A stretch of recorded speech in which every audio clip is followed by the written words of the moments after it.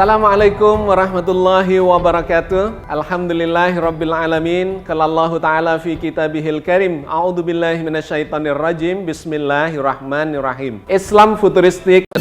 Hei penguasa, adillah pada kami tak bodoh. Meski memang kami tak pandai, tapi kami berjanji akan tetap mengkritik sesuai isi hati. Selamat datang di ruang kedaulatan rakyat, di mana kebebasan berekspresi tak boleh dibungkam. BP2MI telah menetapkan PMI sebagai pejuang keluarga, PMI sebagai pahlawan devisa, PMI nyata sebagai penyumbang devisa terbesar kedua kepada negara ini.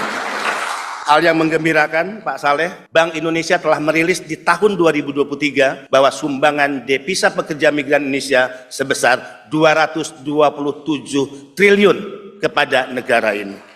Dan menempatkan sumbangan PMI sebagai sumbangan devisa terbesar kedua. Ini tentu membanggakan. Sehingga transformasi yang sedang berjalan dan dikerjakan, berbagai perubahan besar yang kita ingin wujud nyatakan, berbagai regulasi yang menunjukkan negara berpihak kepada para pekerja migran Indonesia, layanan yang lebih mudah, murah dan cepat, yang itu menjadi tradisi baru dalam memberikan pelayanan kepada pekerja migran Indonesia, dan pemberian fasilitas istimewa kepada pekerja migran Indonesia, menunjukkan bahwa saatnya negara hadir, negara berpihak kepada para pekerja migran Indonesia. Dalam beberapa kasus juga, BP2MI telah menyampaikan dalam rapat terbatas di Istana Negara, di hadapan Presiden, dengan tegas saya katakan, jika selama ini kenapa negara tidak mampu menyentuh sindikat penempatan ilegal, nyata bahwa sindikat penempatan ilegal selalu dibackingi oleh oknum-oknum memiliki atributif kekuasaan di negara ini. Di depan Presiden, di hadapan Panglima TNI, di hadapan Kapolri, Menteri dan lembaga, saya katakan, oknum-oknum itu berasal dari oknum TNI Polri, oknum-oknum kementerian lembaga, dan bahkan oknum di BP2MI terlibat dalam sindikat penempatan ilegal pekerja migran Indonesia. Tentu jika saya menyebut seperti ini, tidak boleh ada institusi yang merasa rendah diri atau merasa dipermalukan. Kita percaya oknum brengsek dan pengkhianat Republik akan selalu ada dimanapun. Tapi kita yakin di institusi negara, di kepolisian, di TNI, di kementerian lembaga, dan juga yang lainnya, akan masih banyak orang-orang baik yang memiliki komitmen kepada negara merah putih dan Republik ini. Bahkan ada tren baru saya ingin laporkan kepada Pak Saleh. Kalau dulu kita berpikir korban penempatan ilegal adalah mereka yang pendidikannya menengah ke atas, tidak seperti itu dalam kasus penempatan ilegal ke Kamboja. Rata-rata mereka adalah anak-anak muda, lulusan SMA, kemudian juga bahkan S1, dan ada case beberapa anak muda S2. Dan dari Sumatera Utara juga tidak sedikit yang menjadi korban. Untuk hal ini, saya menyatakan di depan Presiden, Panglima TNI, dan Kapolri, sebetulnya sangat mudah untuk menangkap siapa aktor di balik bisnis judi online di Kamboja dan siapa aktor di balik scamming online. Saya cukup menyebut inisialnya T aja paling depan lah. Yang kedua saya nggak perlu sebut, dan ini saya sebut di depan Presiden. Boleh ditanya kepada Pak Menko, Pak Mahfud MD saat itu, ya, Presiden kaget, Pak Kapolri kaget, agak cukup heboh rapat terbatas saat itu. Orang ini adalah orang yang selama Republik ini berdiri mungkin tidak bisa disentuh oleh hukum. Mohon maaf dengan segala hormat. Saatnya negara mengambil tindakan tegas, tidak hanya menyeret para calo, kaki tangan, tapi mampu hukum menyentuh para bandar, para tekong, mereka yang kita kategorikan sebagai penjahat, penjual anak bangsa yang selama ini mengambil keuntungan dan pesta pora dari bisnis haram perdagangan manusia. Nah kan, kalau kita melihat dari pengakuan Pak Mahfud MD di sini, semuanya terang benderang ya saat ini. Apalagi ketika Pak Mahfud MD mundur dari jabatan Menko Polhukam pada waktu lalu. Nah di sini bahkan secara mengejutkan Pak Mahfud MD menyinggung soal perampasan aset yang sampai saat ini juga yang masih abu-abu, masih juga digodok dan juga tidak kunjung selesai-selesai. Padahal kalau kita lihat Presiden Joko Widodo itu sebenarnya mampulah menerbitkan perpu tentang perampasan aset dan lain sebagainya. Akhirnya saat ini ya semuanya terungkap, dan bahkan Pak Mahfud MD berkomentar saya menjadi saksi, yaitu terkait perampasan aset di sini. Kemungkinan Presiden Joko Widodo tidak bernyali ya untuk mengumpulkan para ketua umum partai. Ketua umum partai kan di situ ya pernah lah intinya pada waktu lalu mendukung pencalonan presiden pada waktu lalu. Apalagi saat ini juga ya kayaknya sungguh tidak mungkin kalau kita melihat perpolitikan saat ini, apalagi juga menjelang pilkada besok. Jadi menurut saya sangat tidak mungkin. Nah, untung saja Pak Mahfud di sini memberikan kesaksian, setidaknya ya kemungkinan Presiden Joko Widodo lah yang tidak bernyali untuk mengundang para ketua umum parpol, setidaknya membicarakan tentang perampasan aset di sini. Dalam keterangannya, AGK mengaku pernah diundang ke Medan untuk membahas perizinan tambang nikel yang lokasinya terletak di Kabupaten Halmahera Timur. Hal senada juga disampaikan oleh Kepala Dinas ESDM Maluku Utara, Suryanto, yang juga mengaku bahwa Blok Medan adalah istilah area lokasi pertambangan nikel di Halmahera Timur yang diperuntukkan kepada Wali Kota Medan. Blok itu milik Medan. Apa yang dibahas pada saat saudara terdakwa di Medan? Ya, bahas masalah apa namanya blok di Halmahera Timur. Blok di Halmahera Timur. Terkait apa? Kenapa blok di Halmahera Timur saudara terdakwa? Tambang nikel. Iya, kenapa terkait? Ya maksudnya blok di Halmahera Timur kan tambang nikel. Ya, membahasnya terkait apa tambang nikel itu harus seperti apa? Izin untuk siapa? Usulan izin. Untuk Bapak namanya Pak Bobi. Oh, untuk Pak Bobi. Pada saat itu bertemu itu mengajukan usulan permohonan izin di Maluku Utara. Dan seperti seperti itu. Ya. Oke. Jadi saudara terdakwa yang ke sana ya. Blok itu milik Medan. Apa Pak? Nah di situ yang saya tahu disampaikan itu Bobi. Bobi. Ya. Bobi siapa Pak? Bobi Nasution. Bobi Nasution. Ya. Wali Kota Medan maksudnya ya. Jadi Medan itu maksudnya Wali Kota Medan.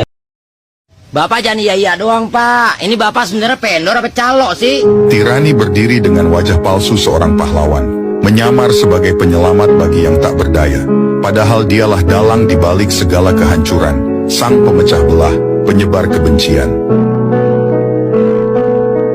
Dengan kebijakan diskriminatif dan pelanggaran HAM yang brutal, dia menjalankan kekuasaannya dengan tangan besi, tanpa rasa kemanusiaan, menghancurkan solidaritas dan memecah belah persatuan, demi memuaskan ambisi pribadi dan keserakahan yang tak terpuaskan. Alat negara berguna untuk membungkam bagi mereka yang melawan. Tirani mempertajam identitas, saudara menjadi lawan, permusuhan dan ketakutan melanda. Teror dan ancaman merajalela, tak hanya raga, jiwa pun merana, dipaksa tunduk patuh pada sang raja bersinggasana. Di manakah kehangatan keragaman saat kebencian menguasai jiwa? Kita sadar bahwa harapan tak akan pudar. Keadilan dan damai akan segera tiba, kehangatan persatuan bangsa dapat kembali bersinar. Presiden Joko Widodo buka suara terkait dengan sosok berinisial T yang diduga merupakan pengendali judi online di Indonesia. Presiden Joko Widodo mengaku tidak tahu saat ditanya soal seseorang yang berinisial T yang disebut-sebut mengendalikan bisnis judi online di Indonesia. Menurut Presiden, seharusnya informasi mengenai sosok T tersebut ditanyakan lebih lanjut kepada pihak yang mengungkapkan soal informasi itu pertama kali, yakni Kepala Badan Perlindungan Pekerja Migran Indonesia, Beni Ramdhani. Penyelundupan nikel 5,3 juta ton ke Cina. Di luar negeri ada yang nyelundup, dan yang menyelundup itu petinggi-petinggi. Saya kira karena banyak sekali pengusaha yang kemudian nanti berkolaborasi dengan penguasa, itu yang melihat bahwa industri ekstraktif adalah cara instan untuk dapat uang. Kalau ekstraktif tuh ibaratnya kalau kita punya kekuasaan, udah tinggal keruk aja jadi duit. Indonesia ini kan kayanya luar biasa. Mulai dari barang-barang tambang, nikel segala macam, kutukan kekayaan alam kita gitu kali ya, yang membuat membuat orang-orang yang punya kekuasaan dengan mudah menguasai tanah-tanah dan segala macam di dalamnya untuk kepentingan mereka sendiri. Jadi kayak lingkaran setan. Saya ingat satu negara di Pasifik, dulu dia kaya sekali, satu pulau aja, kaya sekali fosfat itu, makmur, semua orang bisa sekolah gratis, bikin asrama di London segala macam, kaya banget. Kekayaan alamnya kemudian habis. Sekarang kalau kita ke sana, nggak ada.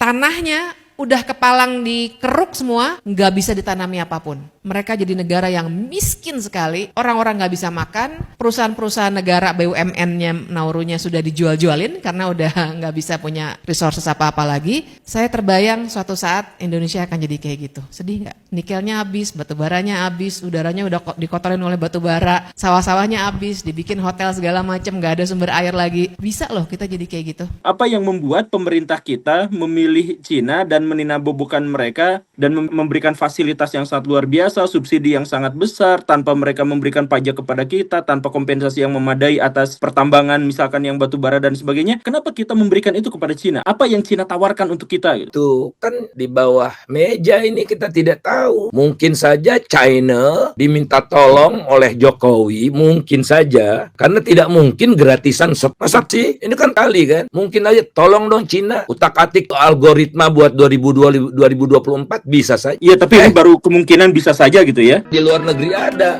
yang nyelundup, dan yang menyelundup itu petinggi Erlangga Hartarto misalnya. Waduh, sebut nama Pak. Yang menantunya Pak Jokowi, Bobi Nasution. Saya sebut nama, dan nama itu saya dapatkan dari KPK. Mohon maaf, bisa dipertanggungjawabkan, memang ada sumbernya, ada dasarnya? Dari KPK.